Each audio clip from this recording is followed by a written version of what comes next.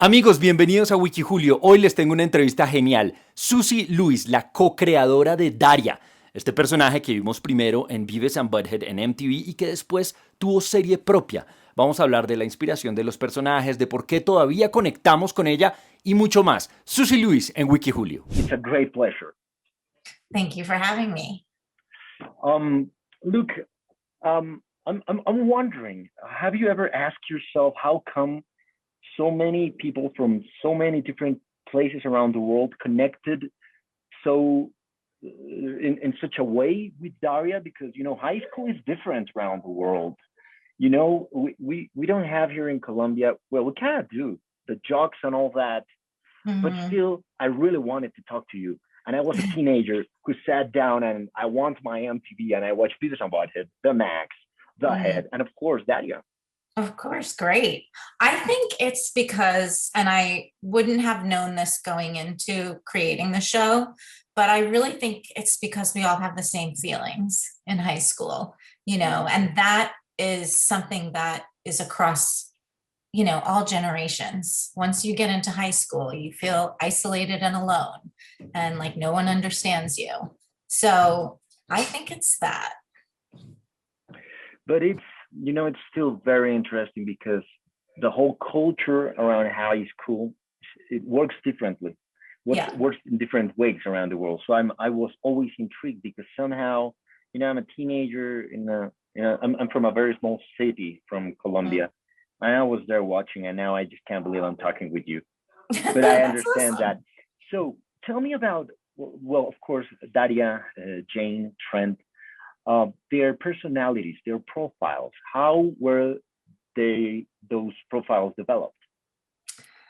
I think, what was great about Daria is that we never really had to pitch it as like a fully fleshed out series with story arcs and episode ideas and each character. We really made it up as we went along, which was great, and it was unique, and it's something that's just not done now. You have to kind of plan out what season 5 looks like but when you go into a pitch meeting with a Netflix or an Amazon or something.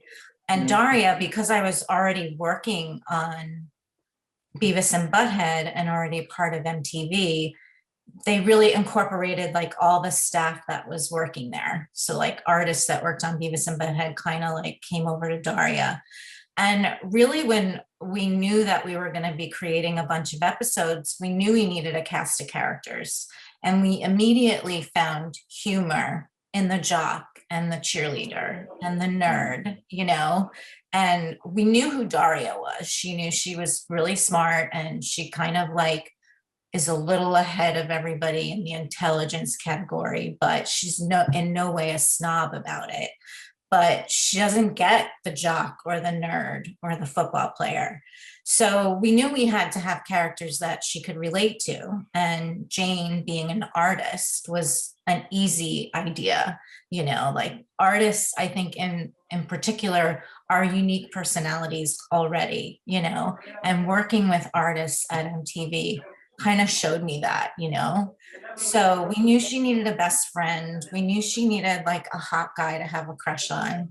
And having that be Jane's brother just allowed for more situations for her to run into Trent and be uncomfortable. And I always had, crushes on guys in bands and dated guys in bands and stuff. And a lot of them seemed like really stoned all the time and not really together. But there was something about them, not just the fact that they looked good, but they, are very introspective. And that's something that Daria could really connect to. They were artists as well in their own right. So that was really like Jane and Trent's kind of development. Who was the other one you asked for? I know, Daria, Jane, and Trent, mainly. Yeah. I just remember them a lot. Is it true that there was a little bit of Trent Reznor on Trent? I thought about it because of the whole mystic spiral, downward spiral. So it's like, yeah, you know my secret. I love Trent Reznor. I always have. 9 Inch Nails is my favorite band in the world. So he was definitely named after Trent Reznor. He was designed to look kind of like a cross between Dave Navarro and Jacob Dylan. They kind of have like a similar look. Yeah. So that was the most fun part with Daria for me, was creating characters and going through magazines at the time and cutting out, photos of, young stars and just giving them to artists and say, make them look like that. There was like these three guys, Joey, Jeffy, and Jamie. And I think we might have picked out some guys from Dawson's Creek and told the artists to like, make sure they look like that, and they did. And it was so much fun. By any chance, do you sit down and watch TV nowadays and you see a character, maybe not exactly a cartoon character, but maybe in a TV series or Netflix, Amazon, or whatever, and you think to yourself, they're picking things from what I created with Daria? I definitely do see that. I see very Daria-like characters in a lot of shows, and I end up watching all of them because I never grew past high school. I'm still like wrapped up in the teen world, but I'm not like upset by it. I feel like, at the time, My So-Called Life was a very popular show in the 90s when we were creating Daria. And so was Roseanne. And the character Darlene was very Daria-esque. And we were inspired by those shows, And I think most people, when they're creating something, whether it's music, musicians are inspired by other musicians, writers are inspired by other writers and characters. So I think we kind of like, grab a little bit from each thing, and it's fair game. Yeah, but I don't know if I tend to overthink things, but sometimes when I watch TV, I really recall those cartoons or TV series I watched in the 90s. And I was saying, like, they did that with Daria. The whole outspoken sort of acid kind of thing, like the way she replies to everything. She's smart, but she's witty. I wouldn't know exactly how to say it in English. But yeah, she's like deadpan. Like her delivery is very deadpan. And yeah. I don't know if you've noticed, but mine is the same way. And the other co-creator, Glenn Eichler, he was also the same way. I think it's just a personality trait sometimes. And when you look at Darlene from Roseanne, she had that same sort of personality as well, but I think what she's delivering and what you're responding to is like why you're still connecting with her to this day, and it's also the reason why we still have young fans discovering the show to this day. It is unique in its own way, and it's also something that I don't think people get tired of, is seeing a character that they can identify with. It's just that I still watch a lot of cartoons, and I watch a lot of anime, but I don't relate with those characters that much, not only because they are not on my reality, but you don't seem to find many characters or cartoons developed into our type of reality. We do deal with the same feelings, isolation, etc., but those are not located on high school. Now it's a spaceship. Yeah. So there was sort of a risk there because it was a cartoon about teenagers. Yeah. Real teenagers, right? Yeah, it was certainly, on purpose that we wanted to produce her in a realistic environment. Some of the shows that MTV was testing at the time, along with Daria before it was, greenlit, was Eon Flux. And she was a character that wore a G-string, and she didn't really say anything at all, until the movie when Charlize Theron played her. But the character, the animated character, it was very much about the look of the show and the action of the show, not about what was going on in her head, And I ended up falling into the animation department. I didn't go to art school, so I never planned to be working in the animation department at MTV, but I ended up getting the job through Beavis and Butt-Head and being someone that knew a lot about music videos, because that was the part of the show that I produced before Daria. So I always thought I would work on sitcoms, you know? So the idea that we had this new character, and Beavis and Butthead, they were kind of real kids in like real situations, even though they were, you know, out there and not like anyone you Yeah. know. They were certainly exaggerated. But we knew Daria could be realistic and down to earth, you know? So to produce her in like a sitcom-y, realistic way, which is kind of the way The Simpsons also has Okay. scenarios, you know, that might, but you're right, it's very unusual for a cartoon to be about humans. It's Yeah, usually about because superheroes. this is just that, you know, about Beavis and Butthead. I watched some old episodes a little ago, and I of course I see them now with a different kind of view. And I was thinking, are these kids stoned or just dumb? You I know? think you're just supposed to be really dumb. Yeah, I know, but Yeah. it's been 20 years since the last time I saw them Yeah. on TV, on liquid television, right? I Yes. I remember those. I remember the Max too. I love the Mm. Max, but it was weird too. It was And really Aeon dark. Flux with the yeah, Yeah. but I like it.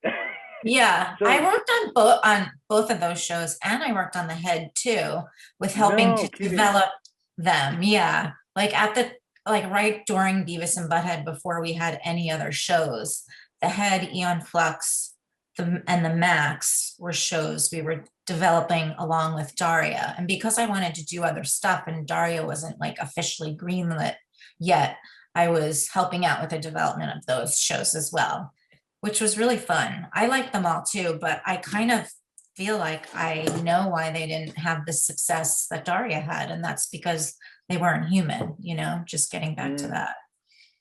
maybe just they were just a bit ahead of their time. Yeah. Yeah. I don't know Mm, how good they would do now. You know, it's definitely a niche audience, you know, and it's the same with video games. I worked at G4 for a while, and I helped start that network. And a lot of the people that worked at the company were hardcore gamers, you know, and mhm. they wanted their programming to be about hardcore gamers. But hardcore gamers is like 10% of the population, you know. Back then it was, you know. I think now it might be a little bit bigger, but it's the same with animation. There's like, you know, the very like hardcore animation fans, you know, but there's not, you know, there's the other like 90% of the population you want to appeal to. Of course. How was it hard to convince the people at the network to develop Daria and give it that green light? I don't know how it works and how it worked back then. We know the story, we've read about it, you know, Daria being in Beavis and Butthead, and then she grown into her own thing. But how did that happen? That was a very unique time, and it happened very seamlessly and pretty easily. We talked a little bit about like all the prep that you have to do nowadays to like pitch a show Mm-hmm. to like a Mm-hmm. Netflix or something, and have all Okay. these like amazing characters and story arcs like fully developed and scripts, and you know, you're telling them what they're doing in season 5. With Daria, MTV really wanted to get other animated series on the air because Beavis and Butthead was doing so well. And because Daria was a female, that Yeah. was, you know, a Yeah. great sort of thing for the audience, that you have mostly boys watching Beavis and Butthead. And, you know, it was really a great opportunity to have a show about women, even though everybody liked it. And it was, you know, about girls. It was nice to have like a female lead, but it wasn't hard at all. I think that I put together um, like kind of like a little pamphlet of the 10 characters that we sort of knew we were going to use, which was Daria's family and Jane and Trent and, you know, Brittany and Kevin and Quinn, like, you know, and it was really just kind of like something I handed out in a meeting, and they were like, this is great. You guys want to do this? And me and Glenn were like, yeah, and I was 26. So it was, MTV was really experimenting. It was a time where they, weren't afraid to take risks. Mm. It was great. I don't know what it's like there anymore, but I know they're not doing any music, which is Yeah. heartbreaking. So I'm guessing you don't watch MTV anymore. I don't really watch it anymore now. No, I me mean, neither. I don't think I'm supposed to watch it. I think they're going for a certain age, too. But, Daria and Beavis and Butthead really kind of started some programming that was outside of their music-based shows. But for us to make sense of it being on MTV, that's a music channel, that's where all the music kind of came into play. And, we were able to use also at the time, every song that was available. There weren't any rules on copyright then. MTV had videos in a library, and if record labels, let you air those videos, then you could use it for anything. And that's the reason why, like any Daria DVD box sets, they don't have the original music on it anymore. They stripped it and did like a bunch of sound alikes, which is a huge bummer because throughout some of the episodes, we really played to what the soundtrack might be, Yeah, it's the same with the Beavis and Butthead DVD, the box set. Yeah. I want to see those episodes again. Yeah. They criticizing the videos, but how about the music? I understand there's a story behind how Splendora ended up doing the theme song for Daria. Yeah, well, our production manager on Daria was in the band Splendora. Huh? So that's the connection, I had no idea. Yeah, we knew that we weren't going to get like a 9-inch Nails to do the opening, but we needed a band that was just kind of starting out that would be cheap, because that's what MTV was back then, is cheap to their talent. So, Cindy's band, Cindy was our production manager. She was like, yeah, would you be interested in them? And they were an all-girl group, and it was like perfect, And I think Glenn wrote, the "You're Standing on My Neck" lyric. That was the only thing he wrote. And then he just gave it to them and said, can you expand on this? And can you think of a theme song? And I don't think we had a lot of feedback with what they submitted. It's pretty much what they submitted was what we used. I have no idea. What does Daria means to you nowadays?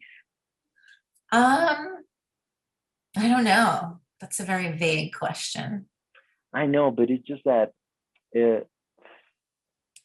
I wanted to ask you this because I'm 39.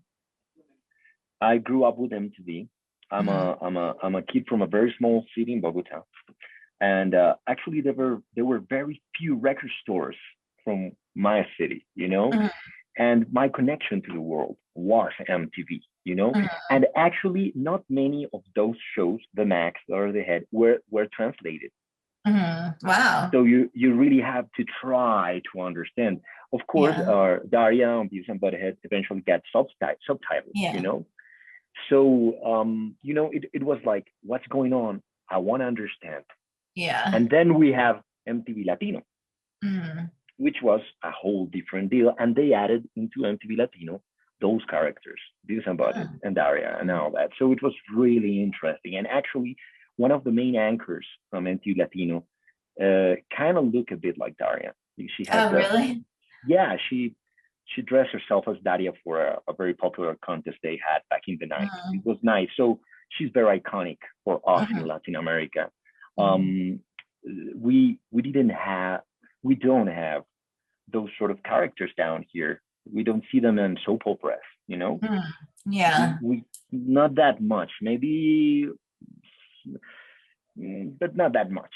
Yeah. So, I have this perspective on the character, and I wanted to ask you about it because, well, it's been several years and people still are looking forward for you to talk about Daria. Yeah. I mean, I think that kind of character is a lot more common in America, and Mm. certainly in, the big cities like California and New York, I think more and more, and I think it's also because we have so many people, that there is, and, and there is a lot of arty type of kids, Mm. there always is. There's always that like theater group or that goth crowd, that's a little bit of an outside of like the high school kids, they're not super popular. They're not trying to fit in, and that's how Daria and Jane were. They were definitely like on the outside. They didn't care if they fit in. They thought the Mm. popular kids, weren't weren't appealing.